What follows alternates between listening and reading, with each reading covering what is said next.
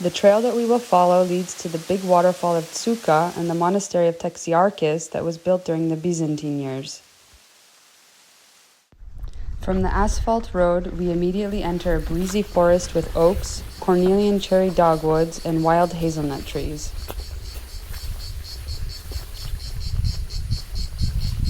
When we reach the glade with the wooden benches, a ravine appears in front of us.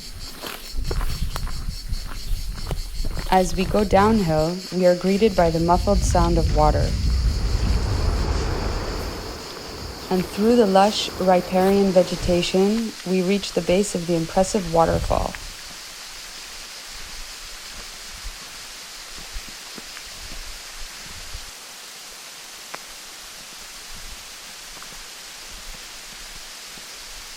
At the top of the huge rock, the monastery seems inaccessible.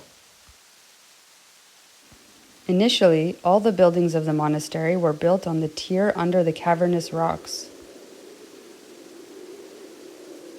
After the liberation from the Turks, the great temple of Zodokos Pigi was built on the top of the rock.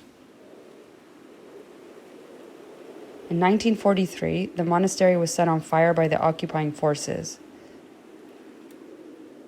Today, the two temples and a one-room building with a dome remain. The complete restoration and salience of the monuments, as well as the cobblestones that provide access to them, has recently begun.